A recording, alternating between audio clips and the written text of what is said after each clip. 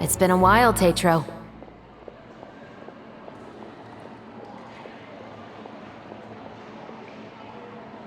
Please, just get on with your request. I want to know if you've heard anybody talking about muskets lately.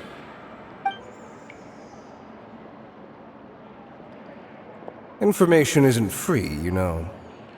I've heard that bandits have been extremely active in the countryside recently, and they've been affecting the delivery of goods to Poisson. I can allocate some... You're still as helpful as ever. One of our men got drunk at dinner about a month ago and lost his gun. 3 days later, it turned up in the corner here. What's weird about that? He just forgot where he put it, right? This is Fleuve Cendre, my friend. Anything of value left in the tavern won't ever make it to the next day. But that gun turned out to be an exception. It didn't get any new wear and tear on it. and didn't even appear to have been fired. We were quite mystified as to what could have happened. I suspect it came back because the weapon was already known to the guards. You mean, a criminal was afraid the Marechaussee Phantom would use the shot marks to track them down? Maybe. But if that's the case, the culprit really took great care to avoid getting caught. I didn't say anything about a criminal. In Fleuve Cendre, knowing who was killed is as easy as knowing what clothes you're wearing today. It's the guy living in the east side, isn't it? I've never liked him. Every time he's here, he just orders a drink and sits there with a nasty look in his eyes. So, who was the one who lost the gun in the first place? Don't bother. Even if you ask, he wouldn't admit to owning a gun to some strangers. Not to mention the captain of the Special Security and Surveillance Patrol. He's right. I know you grew up here, Chevreuse. Even though you're on good terms with the Spina, you've still been gone too long. Not many people know you here now, and a lot of people don't like the Special Patrol. I know. So take my advice and don't show your face too much around here. It's for your own safety. I'll come and go as I please, and I'm afraid I'll be appearing more often due to my work. All right. Don't say I didn't warn you. It's getting dark! Let's stick around Mondstadt. Maybe if we're lucky, we'll meet the Dark Knight hero!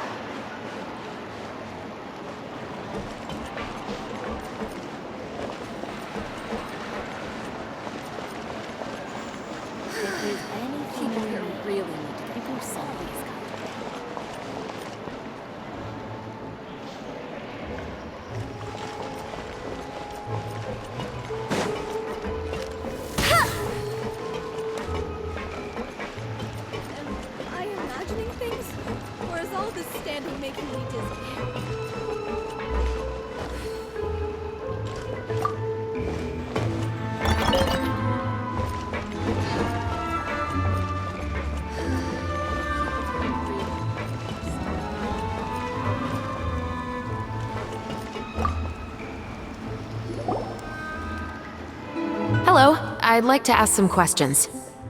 I don't know anything. Don't worry, I'm not here to arrest anybody. You say that now. It's the truth. Here, take this as my guarantee. Wait, did Paimon just see what she thinks she saw? Is the captain of the Special Patrol bribing a citizen? Seems you're different from the other guards. What do you want to know? Have you heard anything related to muskets in Fleuve Cendre lately? Anything at all? Muskets, huh? All I know is that about 2 weeks ago, we started hearing some loud noises at night. So loud that it's been waking me up. Were they gunshots? Possibly. It's hard to tell around here. Someone's house collapsing, a pipe exploding somewhere, it's all the same. But the noises I'm talking about definitely happened after I fell asleep. Do you know where the noises were coming from? I don't remember clearly. Is it that you don't remember, or that you need to think about it some more? You tell me. Then please, think about it some more. She's giving her even more Mora! The noises came from the end of the Southern Waterway. I came out and had a look for myself when I wasn't sleeping well, but I didn't dare get too close.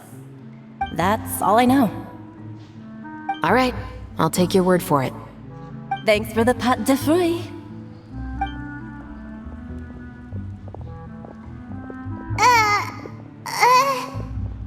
No need to be surprised. I grew up here, remember? I know how to get people around here to talk. Seems you catch on pretty quick. Now then, let's keep going.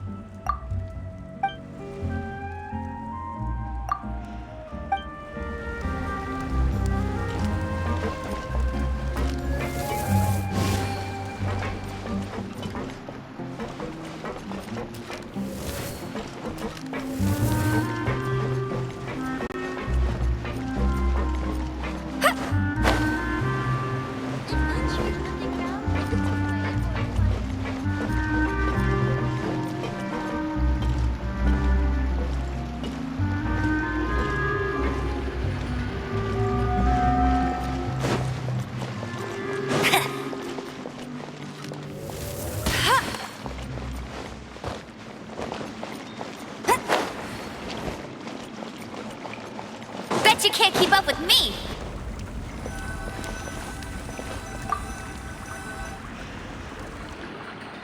What's all this? Some broken planks and barrels, as well as some liquor bottles? Yes, but have a closer look, Paimon. Even though somebody has purposefully tried to clean them up, these are obviously marks from musket bullets. In other words, someone was here trying to improve their shot. They were using the barrels and bottles for target practice. Could it have been the killer? Your guess is as good as mine. Although many people at Fleuve Cendre own guns, few hide the fact from others. And even fewer would go to such lengths to hide markings from practice shots. Anyway, let's go. There might be more to this.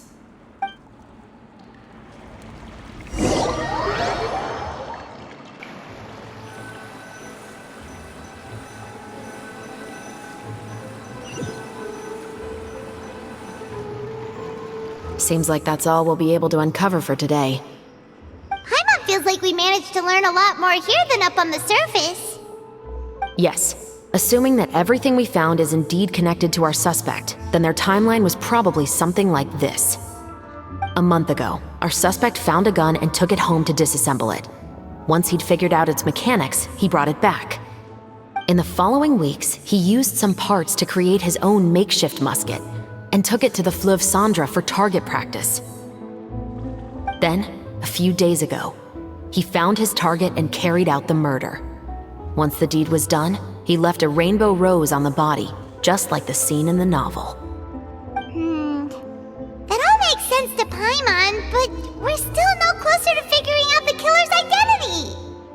The deceased was a resident of Fleuve Cendre. It's said that he was a poor, solitary man. Yeah, that's also something I'm trying to figure out. If we are indeed following the novel, and there's a story behind the murder, then this murder should be an act of vengeance. But according to our investigation, the deceased didn't have any enemies. He was no saint, but no one's heard of a rival who hated him enough to shoot him dead, much less care to leave a rose on his body. What message is the killer trying to convey, and to whom exactly? We've thoroughly investigated that possibility. He claims to have spent the whole day at the Opera House on the day of the murder, and the staff there have confirmed his account. Okay, so he has an alibi. Not only that, he lacks a credible motive as well. He has a family of his own, and both of his parents are still alive. I've looked into his records. He was adopted at the age of 6, and all the proper procedures were followed. There are also records of him at an orphanage before then. In the story, the mother of the 2 musketeers was murdered after the children turned 10. Of course, he could have changed the children's ages, but I don't want to assume anything without evidence. More importantly, I've also had a chat with him in person. He didn't seem like the kind of person who would pull the trigger to kill a man. Then, what should we do now? We have all this new information, but it doesn't help us move forward. Investigations take time. I didn't expect us to catch the culprit in just a single day. How about this? Let's spend the next few days filming with the crew. We can continue the investigation once we're done with the film. I'm sure that given time, new leads will present themselves. Wait, but weren't you saying Intel is like small, remote islands in the middle of the sea just a moment ago? Wouldn't you just miss them if you were to stop looking? Ah, but the book had more than one reference to the islands, Paimon. Oh?